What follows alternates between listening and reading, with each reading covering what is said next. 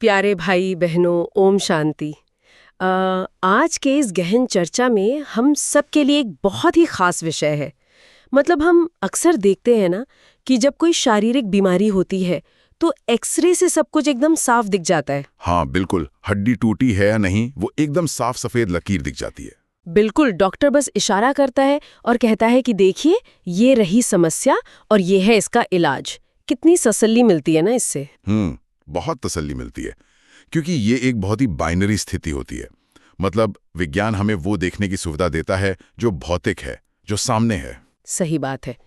हम इंसानों को चीज़ें जब ऐसे साफ साफ दिखाई देती हैं, जब हम उन्हें किसी कैटेगरी में बांट पाते हैं तो एक सुकून मिलता है। लेकिन जब हम रोज़मर्रा की ज़िंदगी में आने वाले मानसिक तूफानों की बात करते हैं या जो आजकल हम फेस करते हैं, इंफॉर्मेशन ओवरलोड। अरे हाँ, वो तो आज की सबसे बड़ी बीमारी है। एग्जैक्टली। तो उस दुनिया में कदम रखते ही अचानक वो एक्सरे मशीन काम करना बंद कर देती है। मतलब भीतर एक पूरा महायुद्ध चल रहा होता है, लेकिन बाहर से इंसान बिल्कुल शांत और नॉर्मल दिखता है। और कोई समझ ही नहीं पाता कि अंदर क्या चल रहा है। हाँ, तो इस आंतरिक महायुद्ध का डायग्नोसिस आखिर कैसे हो, आज की हमारी इस गहन चर्चा का मिशन इसी उलझन को सुलझाना है। और इसके लिए आज हमारे पास जो सोर्स है वो कोई नया साइकोलॉजी का रिसर्च पेपर नहीं है। बिल्कुल नहीं, बल्कि 25 मार्च 26 की शिव बाबा की बहुत ही गहरी मुरली है। जी, आज हम इस मुरली के गहरे अर्थों पर विचार सागर मंथन करेंगे। बाबा ने आज मुरली में जो प्रश्न उत्तर, गीत का सार, वरदान, धारणा, स्लोगन और मातेश्वरी जी के जो अनमोल महावाक्य दिए हैं, उनके भीतर के मनोविज्ञान को डिकोड करेंगे। और ये बहुत जरूरी भी है, क्योंकि ये मुरली सिर्फ एक पाठ नहीं है। अगर हम इसे ध्यान से समझें तो ये डर से मुक्ति और मानसिक स्पष्टता का एक पूरा ब्लूप्रिंट है। और लेकर युद्ध के मैदान में डटा हो। हाँ, जैसे कोई बहुत बड़ा शूरवीर हो। राइट। लेकिन यहाँ बाबा ने पूछा है कि कौन सी हिम्मत रखने से बच्चे बहुत ऊंच पद पा सकते हैं, और इसका जो उत्तर है वो बिल्कुल ही एक अलग दिशा में जाता है। ये एक बहुत ही दिलचस्प पैराडॉक्स है। मतलब बाबा ने उत्तर में स्पष्ट किया है कि श्रीमत पर चलकर पवित्र बनने में ही सबसे बड़ी हिम्मत है। उन्होंने कहा है कि चाहे जितने भी हंगामे हो माया के, कितने भी तूफान आए या सितम सहने पड़े, लेकिन डरना नहीं है। यहाँ महावीर वह नहीं है जो दूसरों से लड़कर उन्हें हराता है। तो फिर असली महावीर कौन है यहाँ? रूहानी अर्थों में महावीर वह है जो बाहर के शोर शराबे के बीच अपनी आंतरिक पवित्रता और अपनी शांति को बिना किसी खरोच के सुरक्षित रखता है। अच्छा, चलिए इसे थोड़ा सुलझाते हैं। जैसे मान लीजिए एक बहुत मजबूत जड़ों वाला पेड़ है जो आंधी तूफान में भी एकदम अडिग रहता है। लेकिन यहाँ एक व्यावहारिक सवाल उठता है। जी पूछिए। जब चारों तरफ हंगामा हो रहा हो, लोग विरोध कर रहे हो या जिंदगी में कोई भारी संकट आ गया हो, तो बिल्कुल भी न डरना, मतलब कोई रिएक्शन ही न देना, क्या ये इंसानी फितरत के या हमारे नर्वस सिस्टम के डिफॉल्ट सेटिंग के खिलाफ नहीं लगता? बहुत ही वैलिड पॉइंट है। मतलब अगर कोई जोर से चिल्लाएगा तो शरीर में एड्रेनालाइन तो रिलीज होगा ही ना। डर तो एक बायोलॉजिकल रिएक्शन है। ये बहुत ही सटीक तकनीकी बिंदु उठाया आपने। और मुरली यहीं पे सिर्फ एक आदर्शवाद से निकलकर सीधे मनोविज्ञान में प्रवेश करती है। देखिए, बाबा ये नहीं कह रहे हैं कि आप अपनी भावनाओं को जबरदस्ती दबा दें। अच्छा, तो फिर वो क्या कह रहे हैं? वे इसके पीछे का एक बहुत ही पावरफुल मैकेनिज्म देते हैं, नथिंग न्यू, यानी कुछ भी नया नहीं है का सिद्धांत। इसे एक मनोवैज्ञानिक ढाल की तरह समझिए। हमारा दिमाग हमेशा उस चीज से डरता है या शॉक में आता है जो अनपेक्षित होती है, जो मतलब आउट ऑफ सिलेबस आ जाती है। Exactly, out of syllabus. जब कोई इंसान ये गहराई से समझ लेता है कि समय एक विशाल चक्र है और जो कुछ भी आज हो रहा है, जो भी तूफान या हंगामा सामने है, वो पहले भी कल्प हूबहू हो चुका है, तो वह शॉक वैल्यू एकदम शून्य हो जाती है। अरे वाह, मतलब क्योंकि हमें पता है कि ये पहले भी हो चुका है तो शॉक नहीं लगता। बिल्कुल, डर हमेशा अनजाने भविष्य से लगता है। जब बुद्धि में ये बात बैठ जाती है कि मैं इस गेम का ये लेवल अनगिनत बार पार कर चुका हूं, तो वो जो बायोलॉजिकल पैनिक है ना, वो खुद बहुत शांत हो जाता है। ये एक बहुत ही शानदार नजरिया है। अगर मैं इसे आज के तकनीकी युग के हिसाब से कहूँ तो ये नथिंग न्यू का विचार एक high and noise cancelling headphone की तरह काम करता है। क्या बात है, बहुत अच्छी एनालॉजी है ये। है ना? बाहर ट्रैफिक का शोर है, हंगामा है, लेकिन जैसे ही आप वो हेडफोन पहनते हैं और एक खास फ्रीक्वेंसी ऑन करते हैं तो बाहर का शोर आपके कानों तक पहुंचना बंद हो जाता है। आप उस शोर के बीच भी अपना मनपसंद संगीत सुन सकते हैं। बहुत ही उम्दा उदाहरण है। और इसी आंतरिक संगीत या कहें आंतरिक ज्ञान की तरफ इशारा करते हुए मुरली में ज्ञान मार्ग और भक्ति मार्ग के बीच का अंतर बहुत ही बारीकी से समझाया गया है। हाँ, आज मुरली में गीत का जिक्र भी आया है ना? जी, गीत है भोलेनाथ से निराला। बाबा ने स्पष्ट कहा है कि ये गीत भक्ति मार्ग का है और ज्ञान मार्ग में इन गीतों या कविताओं की अब कोई आवश्यकता नहीं है। यहाँ मैं थोड़ा रुकना चाहूंगी। मतलब बहुत से लोगों को गीतों से, संगीत से गहरी शांति मिलती है। बिल्कुल मिलती है। भक्ति की अपनी एक मिठास होती है, तो फिर ज्ञान मार्ग में आते ही इन भावनाओं को किनारे क्यों कर दिया जाता है? क्या भावनाएं इंसान को कमजोर बनाती हैं? यहाँ जो बात सबसे दिलचस्प है वो ये है कि ये कमजोरी का सवाल नहीं है, ये विकास के चरण का सवाल है, मतलब इवोल्यूशन का। देखिए, भक्ति बुरी नहीं है, लेकिन वो मुख्य रूप से भावनाओं, पुकार और अतीत की यादों पर निर्भर करती है। जब बच्चा छोटा होता है तो वो रोकर या गाकर अपनी बात कहता है, लेकिन ज्ञान मार्ग एक तरह से वयस्क होने की तरह है, मैच्योर होने की तरह। समझ रही हूँ। बाबा कहते हैं कि अब सीधा बाप से बेहद का वर्षा यानी विरासत मिल रही है। भक्ति में हम सिर्फ पुरानी तस्वीरों को देखकर खुश होते हैं, लेकिन ज्ञान मार्ग में हम ईंट गारे से अपना नया घर बना रहे होते हैं। ज्ञान हमें भावनाओं के उतार चढ़ाव से निकालकर भविष्य का निर्माता बनाता है। यानी रोने और पुकारने का समय खत्म, अब सीधा कंस्ट्रक्शन का समय है। और इसी निर्माण के संदर्भ में 84 जन्मों के चक्र को समझना भी बहुत जरूरी हो जाता है। मुरली में स्वदर्शन चक्रधारी बनने की बहुत खुशी का जिक्र है। जी, अक्सर हमने देखा है लोक कथाओं में स्वदर्शन चक्र को एक मारक हथियार के रूप में दिखाते हैं जो दुश्मनों का सर काट देता है, लेकिन मुरली में तो इसका अर्थ बिल्कुल अहिंसक है ना? बिल्कुल। ये पूरी तरह से मनोवैज्ञानिक है। अपने ही 84 जन्मों के चक्र को अपनी बुद्धि के नेत्र से देखना, यही स्वदर्शन चक्र है। और ये देखना कोई साधारण बात नहीं है, ये एक बहुत बड़े पैराडाइम शिफ्ट की ओर ले जाता है। मुरली में बाबा ने याद दिलाया है कि गीता का भगवान वास्तव में निराकार शिव है, न कि श्री कृष्ण। सही कहा। और ये सिर्फ एक ऐतिहासिक या धार्मिक करेक्शन नहीं है, इसके पीछे बहुत गहरा लॉजिक है। वो क्या? श्री कृष्ण तो स्वयं 84 जन्मों के चक्र में आते हैं। अब जो खुद इस भूल भुलैया के अंदर है, वो आपको बाहर का रास्ता कैसे दिखा सकता है? अरे, ये तो बहुत ही सॉलिड पॉइंट है ना? भगवान वो है जो इस जन्म मरण के चक्र से पूरी तरह बाहर रहकर एक ऑब्जर्वर की तरह हमें सही रास्ता दिखाए। मतलब जो सिस्टम के बाहर है वही सिस्टम को ठीक कर सकता है। क्या बात है। अब सिस्टम को ठीक करने की बात आई है तो चलिए समाज के उस सिस्टम पर बात करते हैं जो शायद सबसे ज्यादा जटिल है। आप किस सिस्टम की बात कर रही हैं? मुरली का अगला हिस्सा सीधे समाज की सबसे गहरी रूढ़ियों पर प्रहार करता है। बाबा ने कमल फूल समान पवित्र रहने की बात कही है। मुरली में साफ जिक्र है कि कैसे इस पवित्रता के कारण घरों में झगड़े होते हैं। ये सचमुच एक बहुत ही ज्वलंत मुद्दा है आज भी। बिल्कुल। हमारा समाज आज भी ये मानता है कि शादी के बिना या शारीरिक संबंधों के बिना जीवन अधूरा है। और भारत में तो पति को ही ईश्वर मानने की एक पूरी प्रथा है जो भक्ति मार्ग से निकली है। जी, पीढ़ियों से यही सिखाया गया है। लेकिन बाबा स्पष्ट करते हैं कि सतयुग में ऐसी कोई प्रथा नहीं होती जहां किसी एक इंसान को भगवान मानकर उसके चरण दबाने पड़े। अगर हम आज के संदर्भ में देखें तो ये बात कितनी ज्यादा रेलेवेंट है। आज भी शादियों के मौसम में रिश्तेदारों का सबसे फेवरेट सवाल यही होता है कि बेटा शादी कब कर रहे हो। हाँ, जैसे कि इंसान की अपनी कोई स्वतंत्र पहचान ही ना हो। एग्जैक्टली। और अगर कोई अपनी मर्जी से पवित्रता का या ब्रह्मचार्य का जीवन चुनना चाहे तो समाज उसे एकदम अजीब नजर से देखता है।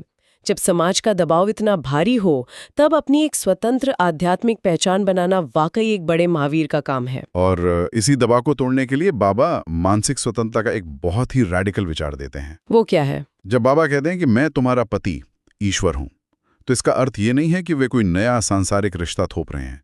इसका विशुद्ध मनोवैज्ञानिक अर्थ ये है कि आत्मा का सच्चा, सुरक्षित और अंतिम संबंध केवल परमात्मा से है।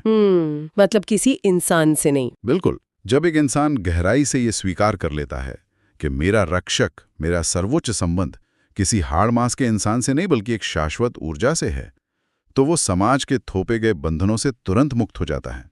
उसे किसी दूसरे इंसान से वैलिडेशन नहीं चाहिए होता है। ये एक बहुत ही सशक्त करने वाला विचार है। एक तरह से ये हर इंसान को, खासकर महिलाओं को, भावनात्मक रूप से पूरी तरह आत्मनिर्भर बना देता है। सही कहा आपने। तो अब समाज के इन आंतरिक संघर्षों से थोड़ा बाहर निकलते हैं और बात करते हैं एक ऐसे बाहरी टूल की जिसने पूरी दुनिया को बदल कर रख दिया है, विज्ञान यानी साइंस। विज्ञान पर बाबा का नजरिया बहुत ही अलग होता है। हाँ, मुरली सिर्फ अध्यात्म तक सीमित नहीं है। बाबा ने बताया है कि सतयुग में भी विमान आदि होते थे जो समय के साथ गुम हो गए और अब फिर से निकले हैं। विज्ञान को लेकर मुरली का नजरिया बहुत ही संतुलित है।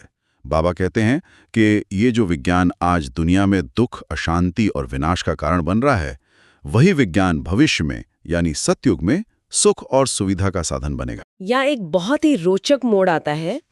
मतलब मैं थोड़ा कंफ्यूज्ड हूँ। बताइए, क्या कंफ्यूजन है? आज हम देखते हैं कि टेक्नोलॉजी ने हमें डिप्रेशन दिया है, सोशल मीडिया ने हमारा अटेंशन स्पैन खत्म कर दिया है और हथियारों ने दुनिया को डरा कर रखा है। बिल्कुल।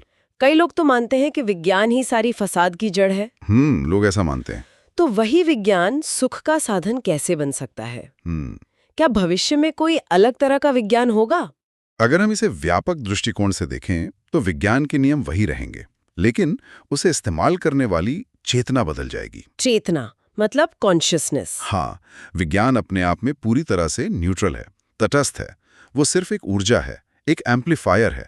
जब यह विज्ञान एक तमो प्रधान यानी विकारी, लालची और स्वार्थी चेतना के हाथ में होता है तो वो विनाश के हथियार बनाता है। या फिर ऐसे सोशल मीडिया एल्गोरिदम बनाता है जो लोगों को फोन का एडिक्ट कर दे। एग्जैक्टली। लेकिन जब यही विज्ञान एक सतो प्रधान यानी पवित्र और शांत चेतना के पास होगा, जहां लोगों के मन में कोई लालच नहीं होगा, तो ये केवल आनंद और सुविधा ही बनाएगा। समस्या फोन या मिसाइल में नहीं है, समस्या उस दिमाग में है जो उंगली को बटन दबाने का निर्देश देता है। ये बहुत ही गहरी बात है। मतलब समस्या टूल में नहीं, चेतना में है। तो सवाल ये उठता है कि इस चेतना को रोजमर्रा की भागदौड़ में तमो प्रधान से सतो प्रधान में कैसे बदला जाए?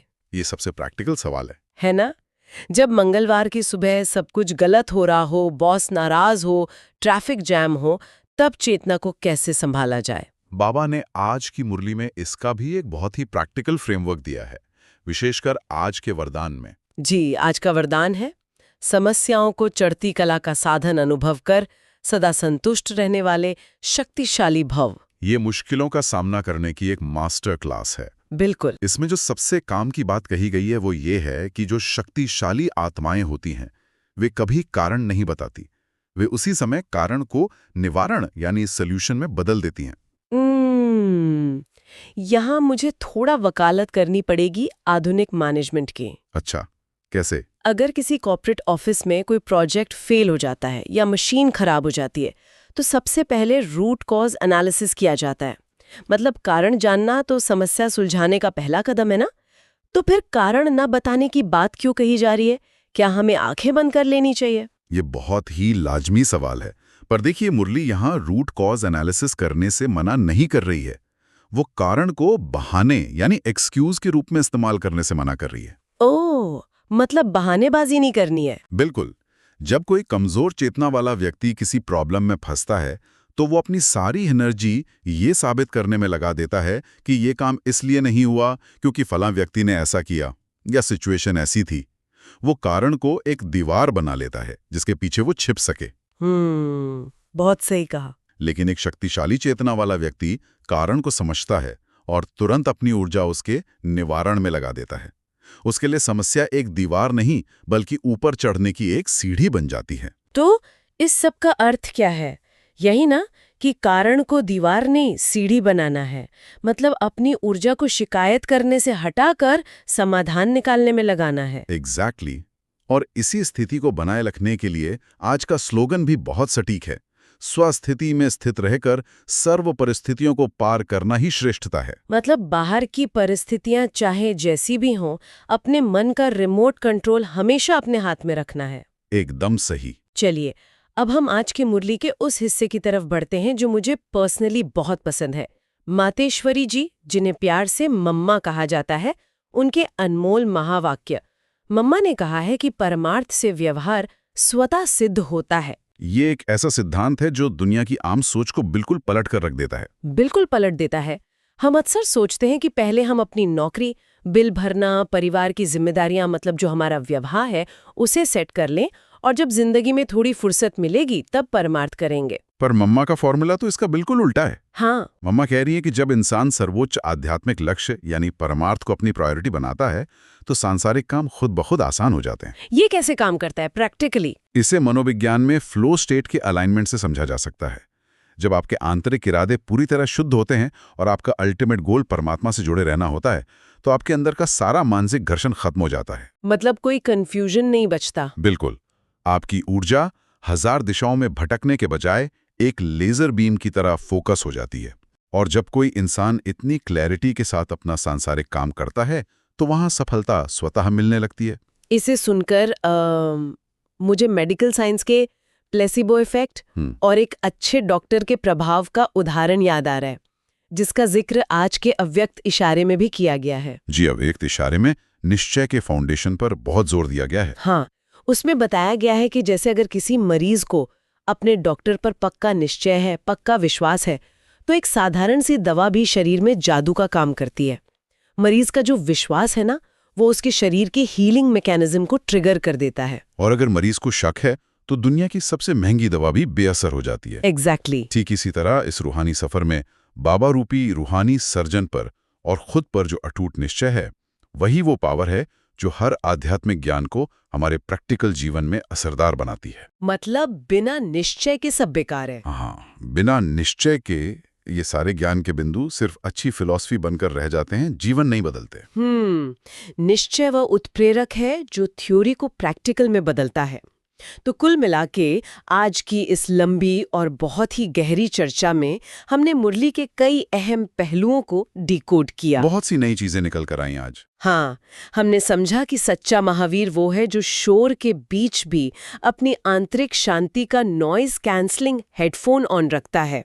हमने देखा कि ज्ञान मार्ग कैसे हमें भविष्य का निर्माता बनाता है और समाज की सदियों पुरानी रूढ़ियों से आजाद होकर कैसे मानसिक स्वतंत्रता पाई जा सकती है, इस पर भी बात हुई। बिल्कुल।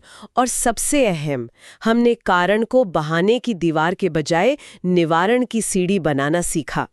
बाबा की आज की मुरली सच में हमारी चेतना को तमो प्रधान से सतो प्रधान में शिफ्ट करने का एक बहुत ही सटीक टूल है। ये सचमुच एक ऐसा दर्पण है जो हमें हमारी ही आदतों की सच्चाई दिखाता है और फिर उन्हें बदलने की ताकत भी देता है। कि चेतना अपनी सर्वोच्च और पवित्र स्थिति में होती है तो प्रकृति के पांचों तत्व भी सुखदायी बन जाते हैं और उसकी दासी की तरह काम करते हैं। अब जरा आज के दुनिया को देखिए। Climate change, global warming. हाँ, हम प्रकृति को ठीक करने के लिए अरबों डॉलर की टेक्नोलॉजी बना रहे हैं, लेकिन अगर ममा की बात को सच माने तो क्या हम गलत जगह इलाज नहीं कर रहे हैं? ये सोचने वाली बात है। क्या बाहरी पर्यावरण का ये विनाश असल में हमारे आंतरिक आध्यात्मिक पतन, हमारे लालच का ही रिफ्लेक्शन नहीं है? क्या प्रकृति को बचाने का असली रास्ता पहले इंसानी चेतना को सतो प्रधान बनाना है? हम सबके लिए विचार करने की बात है, सोचिएगा जरूर। आज के लिए बस इतना ही। ओम शांति। ओम शांति।